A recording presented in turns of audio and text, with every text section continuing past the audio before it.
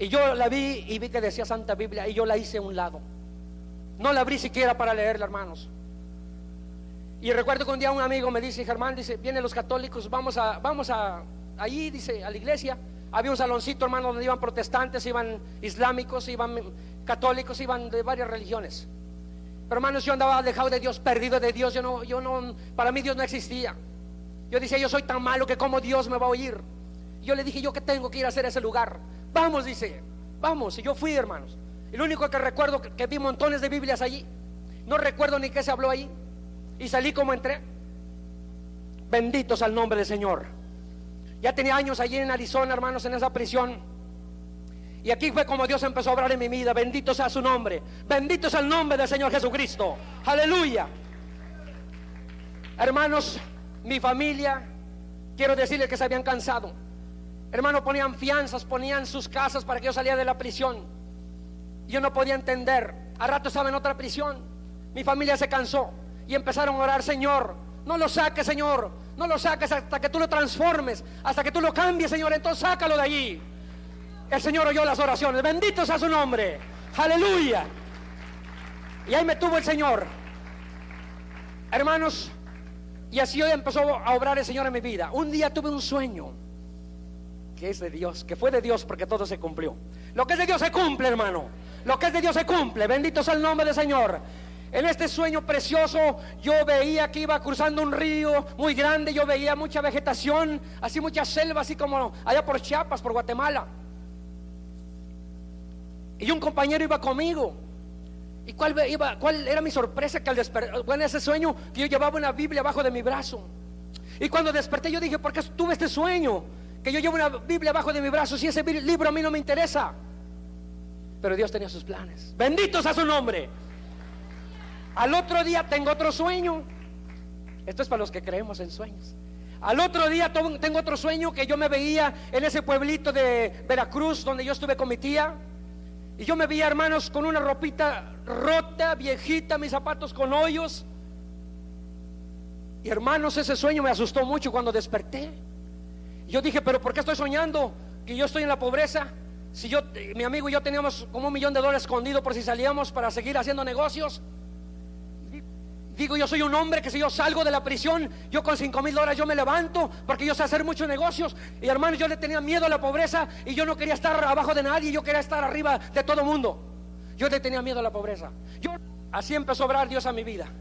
Llegan los sheriffs de California, hermanos, para traerme y darme otros 17 años por otro delito. Me traen, yo era un prisionero que me traía encadenado. En los aviones me trasladaban encadenado de los pies, encadenado de las manos. No me podía mover, pero yo era un prisionero de alta seguridad, y así me transportaban. Llegando al condado de Los Ángeles, hermano, una prisión terrible, porque nadie se imagina lo que se vive adentro. Por afuera se ve un edificio bonito, pero por dentro es un infierno. Ahí, cuando hay pleitos entre mexicanos contra negros, ahí se matan. Ahí la vida de uno no vale un centavo. Yo estaba ahí con gente que estaba esperando la cámara de gas, la pena de muerte, la cadena perpetua, encadenado juntamente con ellos, porque yo era un criminal que venía de una prisión federal. Y ahí estaba encadenado, y no había nadie que pudiera romper esas cadenas. Bendito sea el nombre del Señor. Y ahí estaba, hermanos, esperando otra condena de 17 años. Me faltaba otra de San Diego. Por todo estaba esperando más de 32 años de prisión. Y yo llegué a la conclusión de que yo no iba a salir de la prisión, que allí iba a morir. Pero bendito sea el nombre del Señor, que Él tenía otros planes preciosos. Bendito sea el nombre de Jesucristo. Aleluya. Hermanos, estando ahí, empecé a pelear el caso. Y, hermanos, mi primo Damián, que me hablaba de Dios allá en Tehuacán, se vino a Los Ángeles. Y a veces teníamos un momentito para hablar por teléfono a nuestra familia. A veces me daba gusto, porque aquí en Los Ángeles podía hablar a mi familia. Ya mi familia era más numerosa. Algunos de mis hermanos tenían negocios. Entre ellos un hermanito que se llama Miguel, tenía un negocio de restaurante. Y un día le hablo por teléfono a mi hermano Miguel, y dice: oye, dice, aquí está Damián y quiere saludarte. Mi primo, el evangélico, aquel que salió huyendo cuando me hablaba, quiere saludarte, dice. Y pues ya tenía años que no veía a mi primo ni hablaba con él. Y tomamos el teléfono y me empieza a hablar como esos siervos que Dios usa, con su poder. Bendito sea el nombre del Señor. Y me dice estas palabras, nos saludamos. Y me dice las palabras: primo, tengo la necesidad de decirte que no hay abogado en el mundo que te pueda sacar de esos problemas tan grandes que tú tienes. No hay abogado en este mundo que te pueda sacar de esas prisiones donde tú estás. Pero Dios sí te puede sacar de allí, me dice. Bendito sea el nombre del Señor. Dios sí te puede sacar de ahí. Me dice: pero tú has ofendido mucho a Dios. Si tienes una Biblia, lee una Biblia y pídele a Dios que te perdone, porque no hay abogado en el mundo que te pueda sacar. Pero Dios sí te va a sacar de ahí. Bendito sea el nombre del Señor. Cuando este siervo estaba hablando, hermanos, yo sentí un nudo en mi garganta.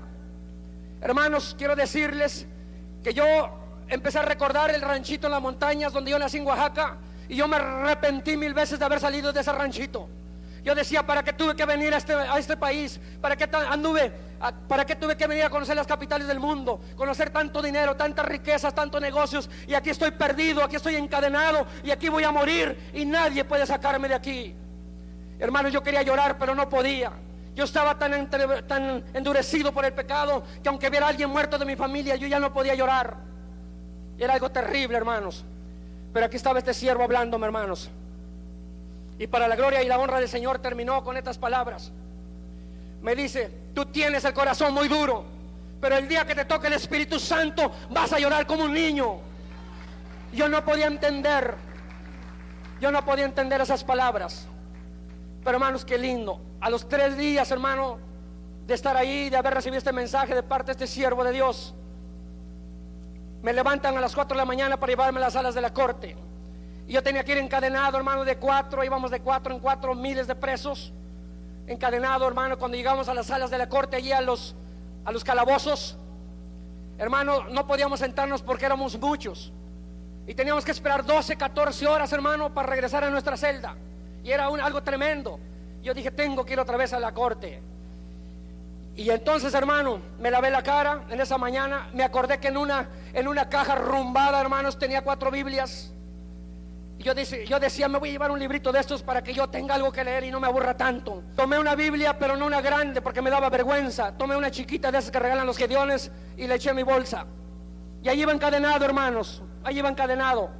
Cuando llegamos a las salas de la corte, por un momento nos quitaron las cadenas y yo encontré un lugarcito ahí en esos asientos de cemento que había ahí. Y, hermanos, saqué ese librito. Y yo testifico para la gloria del Señor que yo, hermano, no sabía qué leer de la Biblia, porque toda mi vida la desprecié, hermanos.